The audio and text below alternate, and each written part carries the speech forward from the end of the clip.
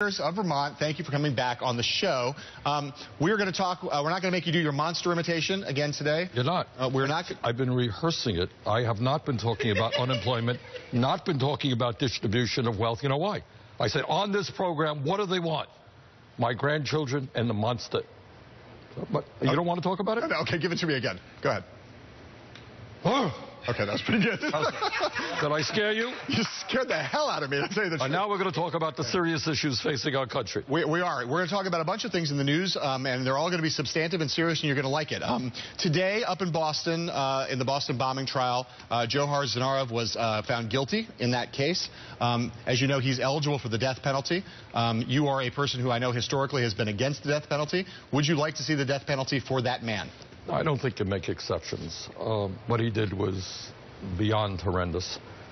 But I think in a world as violent as our world is today, I just don't think the state should be in the business of killing people.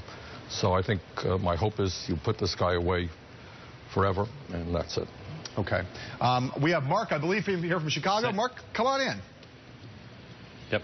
Senator, another situation involving death. Walter Scott, a 50-year-old African-American man, killed by a police officer in North Charleston, South Carolina. The police officer's now been charged with murder.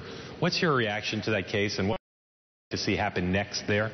Well, obviously, what took place is a tragedy. I happened to see the video, and, you know, it's, again, beyond words. But I applaud, you know, and this is South Carolina, and you got to take your hats off to the officials there who said, you know what, when somebody is shot in the back, what I think was 8 times, that's murder. And if a police officer does it, it's murder. So I applaud the officials for acting decisively on that issue. Look, I was a mayor for 8 years, and police officers have an enormously difficult job, and they need to have our support. But I think we need to make it clear that when police officers act badly, and it appears that in this case, this officer acted very badly, that he should be indicted. Senator, we've had a public figure just recently who has been talking about some issues that you care a lot about rebuilding American cities and about economic opportunity, who gave a talk the other day. I want to read this to you and see if you know who it was who said it, and see if I can find some kinship with you. This is a person who was quoted saying, "Can you imagine what a $1 billion stimulus could do for Detroit or for Appalachia? I'm convinced that most Americans want to work. I want us to free up the great engine of American prosperity." Do you know who that person who said that, talking about $1 billion stimulus for Appalachia or Detroit? Rand Paul. Now, I'm curious, he was talking yesterday in his announcement speech about not building bridges abroad and instead putting that money home and putting it in infrastructure. Do you find some kinship with him, or do you want to It's election time, yeah, and candidates will say things that they think appeal to voters.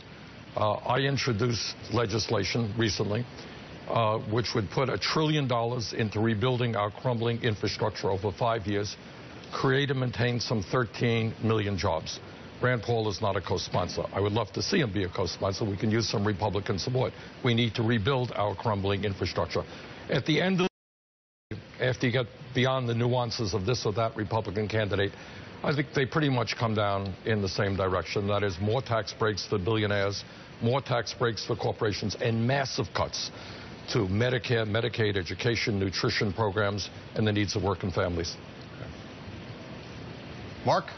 Senator, we reported this morning that one of your colleagues, Ted Cruz, has a series now of interlocking super PACs supporting him that were established this week, and by Friday expect to have $31 million in the bank in total in these super PACs. I'm just wondering what words you would use to describe what Senator Cruz's super PACs have done. Well, it's not just Cruz. This is what politics in America is about. And let me be very clear about that. And I think you think I'm being overreactive here. I think what Citizens United Supreme Court decision did will go down in history as being one of the worst decisions ever from the Supreme Court. Frankly, I think American democracy, the foundations of American democracy, are in serious danger. And what Citizens United has done is opened up the floodgates for billionaires to be able to spend as much money as they want to elect candidates. And frankly, and we saw this in Chicago just the other day with Rahm Emanuel's reelection, it remains to be seen whether candidates who represent working families can win elections when the billionaire class is prepared to spend unlimited sums of money. It is a very frightening situation. Citizens United has got to be overturned. We need to move to public funding of elections. Let me ask you quickly about Iran. This is a big thing that's now facing the country, maybe facing the Senate. You've been in favor of negotiation. You've been critical of the letter that your Republican colleagues wrote.